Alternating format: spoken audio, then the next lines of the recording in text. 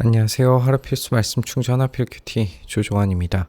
오늘 함께 나눌 하나님 말씀은 디모데전서 6장 3절에서 21절까지 말씀입니다. 누구든지 다른 교리를 가르치며 우리 주 예수 그리스도의 건전한 말씀과 경건에 부합되는 교훈을 따르지 않으면 그는 이미 교만해져서 아무것도 알지 못하면서 논쟁과 말다툼을 일삼는 병이 든 사람입니다. 라고 이야기합니다.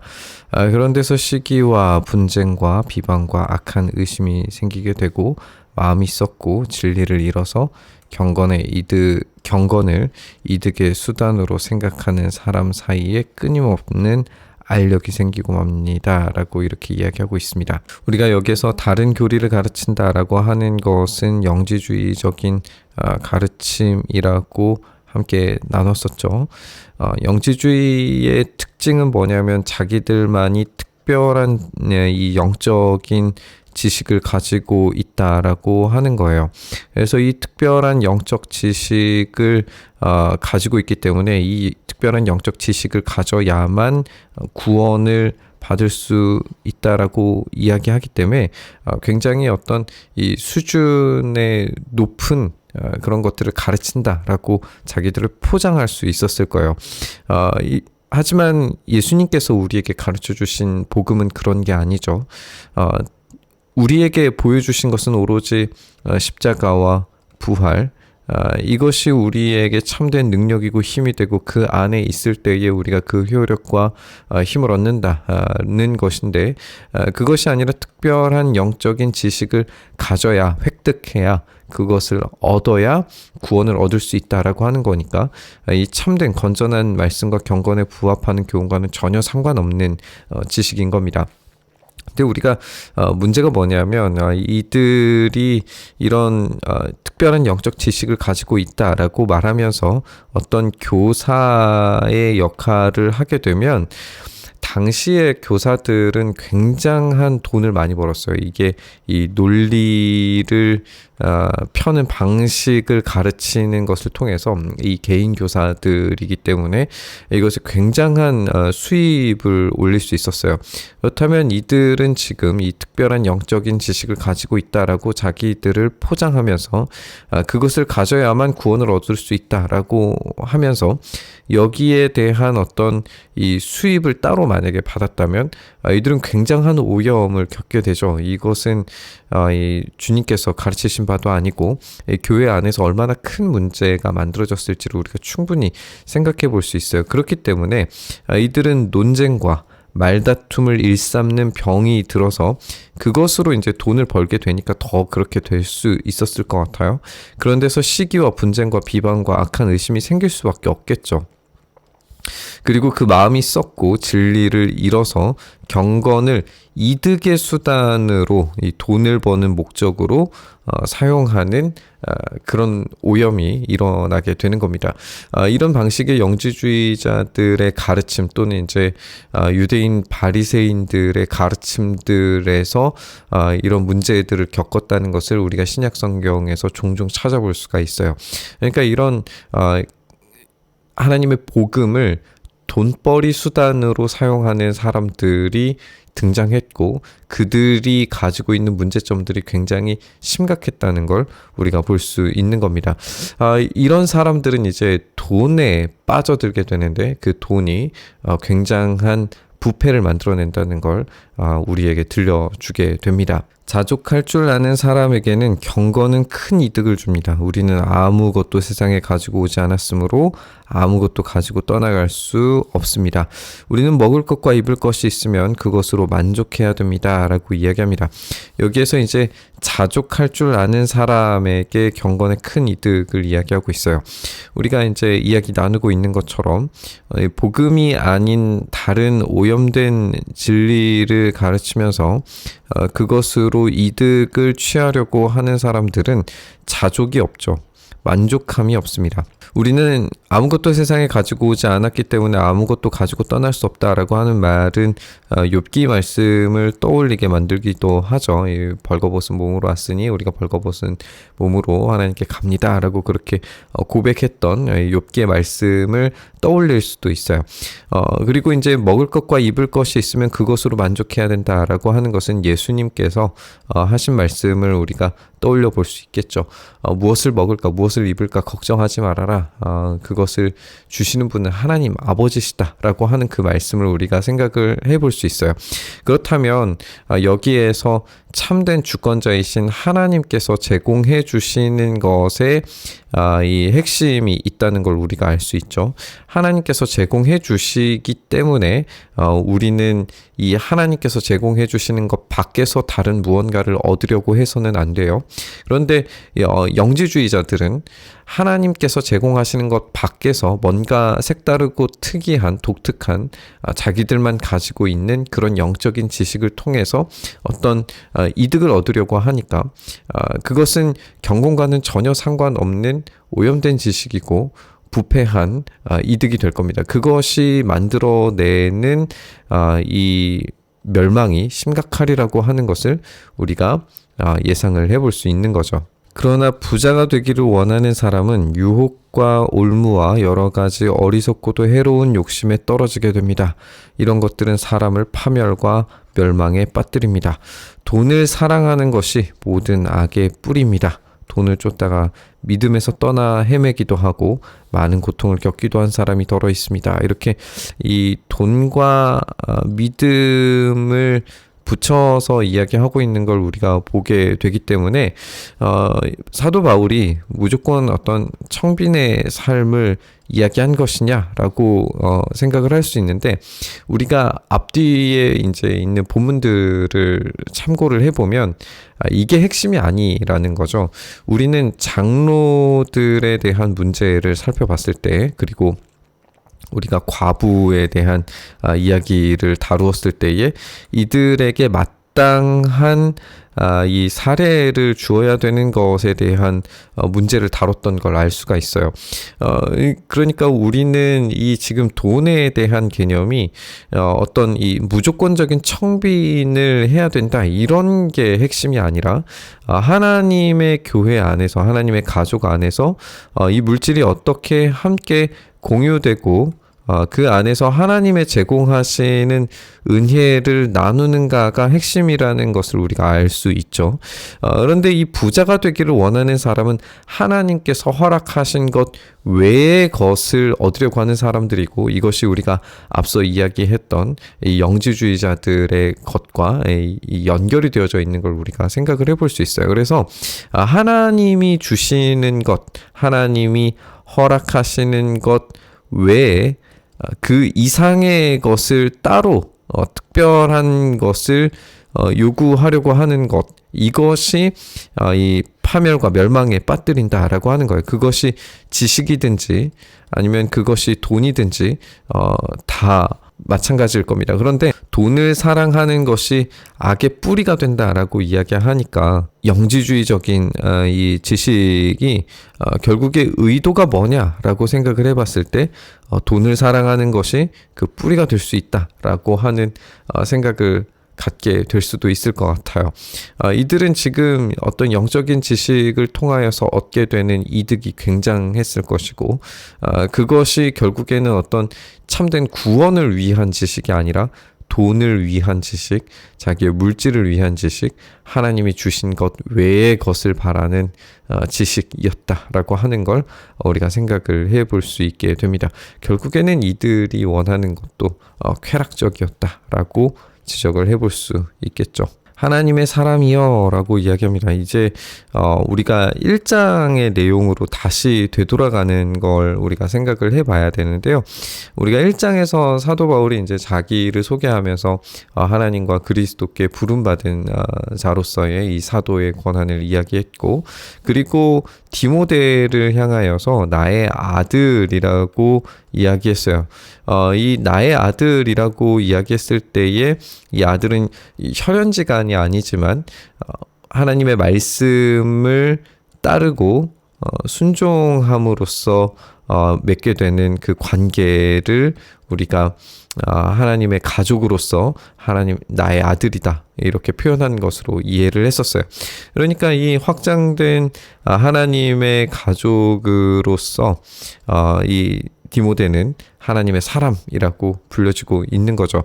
그들은 이 약한 것들을 피하십시오. 우리가 아까 이야기했던 것처럼 두 가지의 것인데 이단의 가르침, 영지주의적인 가르침, 하나님 외의 것을 더 추가해서 가르치려고 하는 그런 가르침과 이 돈을 사랑하는 것, 이것이 악한 것들이라고 지금 이야기하고 있어요.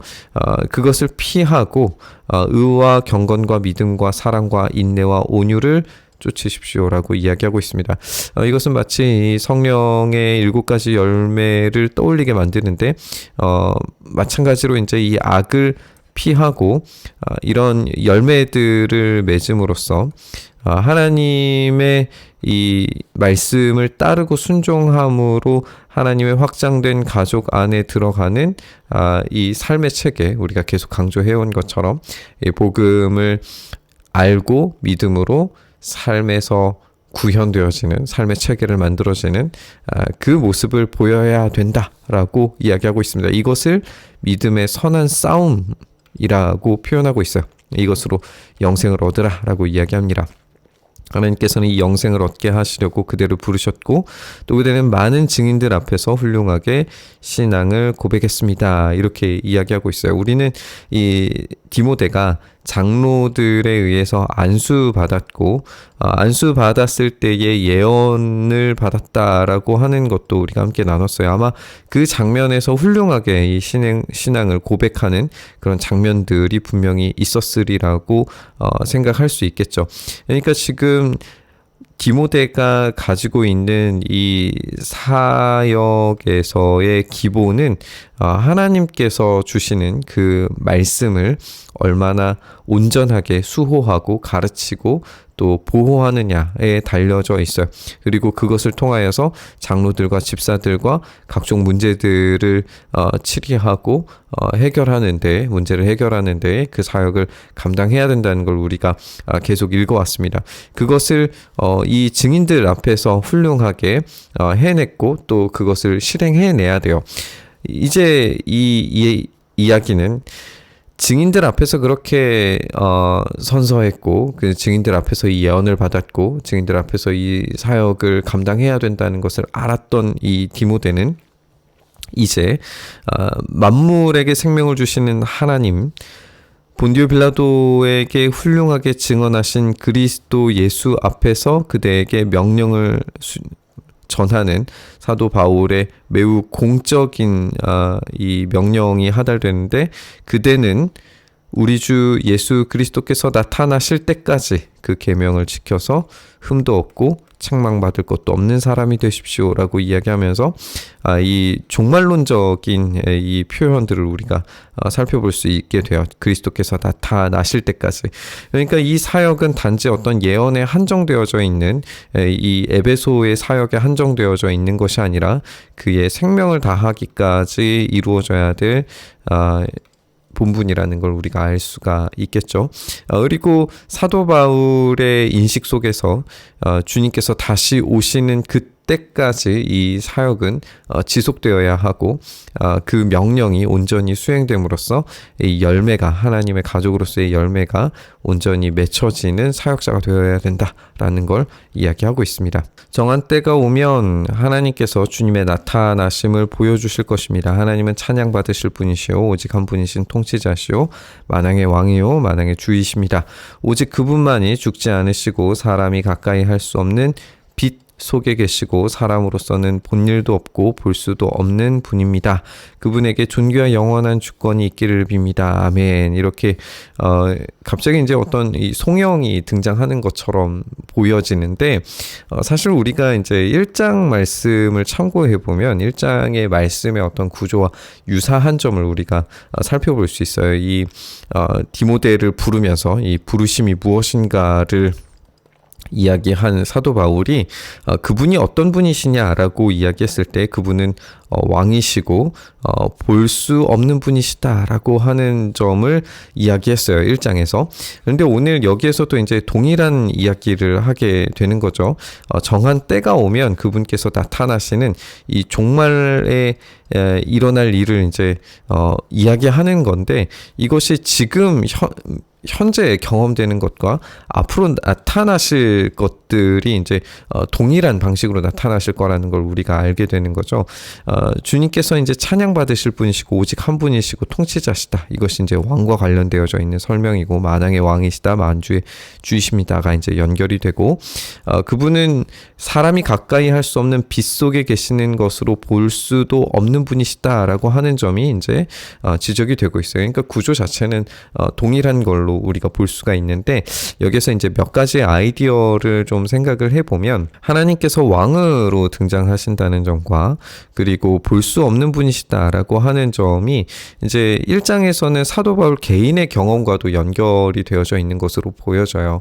그러니까 사도 바울이 다메섹 도상에서 하나님 예수님을 부활하신 주님을 만났을 때에 그 만남의 경험과 이제 붙여서 그 부르심에 대한 이야기, 그리고 그분이 왕이시고 볼 수 없는 분이셨다라고 하는 점이 이제 연결이 되어졌는데, 이제 종말에 나타나실 이 주님께서도 마찬가지의 주님이시니까 이 변함이 없으신 분이시다라고 하는 것이 이제 강조되는 건데, 이 변함 없으신 분이 지금 그러면 이 에베소 교회에서는 어떤 의미를 가지는가를 우리가 생각을 해보게 되는 거죠. 지금 에베소는 왕이 누구냐 하면 황제죠. 황제의 통치 아래에 있는 것이 이들에게 유익이고 이득입니다. 그리고 그들은 어떤 이 신을 섬기냐 하면 아르테미스 여신이라고 하는 보여지는 신을 섬기는 도시예요. 그러니까 이들에게는 지금 왕이 누구냐, 그리고 누구를 섬기느냐라고 하는 것이 매우 명확한 도시입니다. 그런데 진짜 참된 신, 진짜 참된 왕은 누구시냐라고 했을 때에 진짜 참되신 분은 우리 주님 예수 그리스도시고, 볼 수 없으신 하나님 아버지, 구약에서 이제 계속 강조해오는 하나님 아버지시라는 거예요.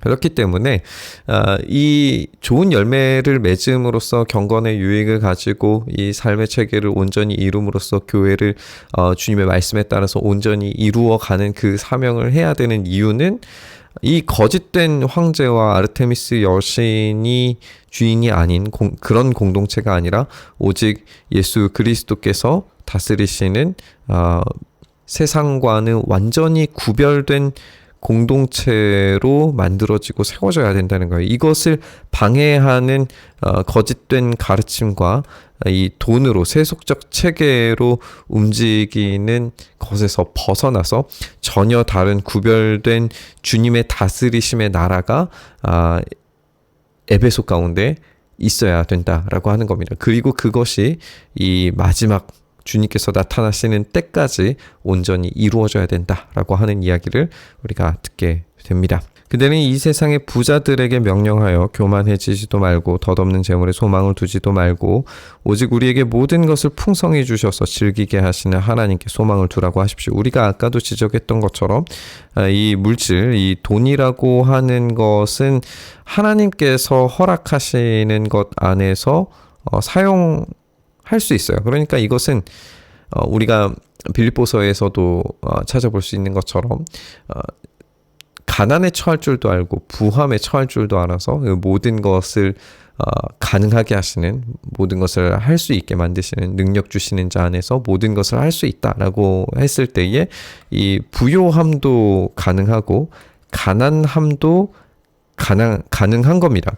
이것은 하나님께서 허락하셨기 때문이에요. 그러니까 이것을 풍성히 주셔서 즐기게 하시는 하나님께 소망을 두었을 때에 이 물질을 어떻게 사용할 수 있느냐, 어떻게 사용되어지느냐라고 하는 이 주체와 이 방식이 어떠해야 됨을 지금 이야기하고 있어요. 그래서 이 물질을 가지고 선을 행하고 좋은 일을 많이 하고 아낌없이 베풀고 즐겨 나누어 주라고 함으로써 이 앞날을 위하여서, 이 종말론적이죠. 계속 이야기 자체가 앞날을 위하여서 든든한 기초를 스스로 쌓아서 참된 생명, 영원한 생명을 얻으라고 하라.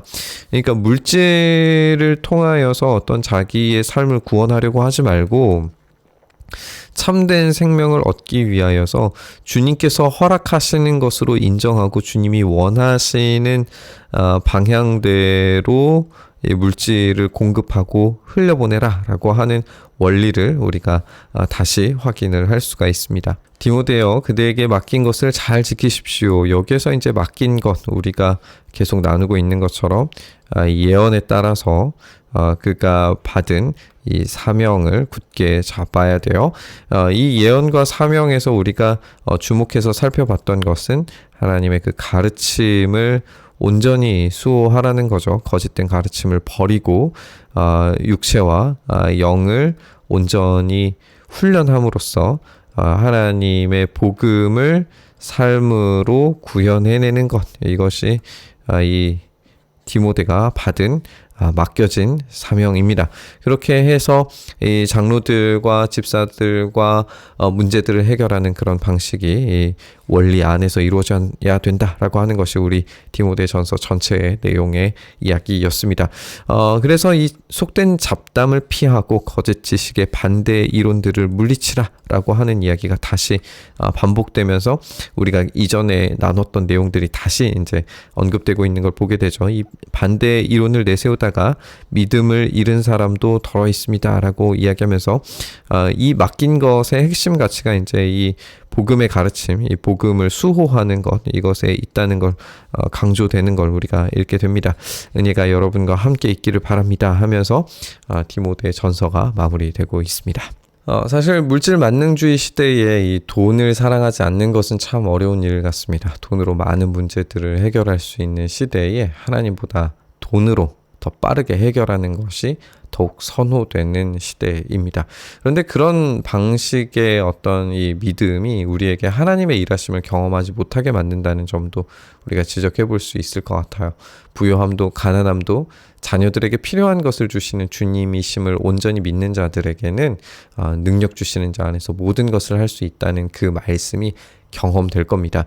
우리가 어떠한 상황과 환경에서도 하나님의 일하심을 구하고 신뢰하면서 살 수 있어야겠죠. 그것이 우리의 온전한 능력이 되는 줄 믿습니다.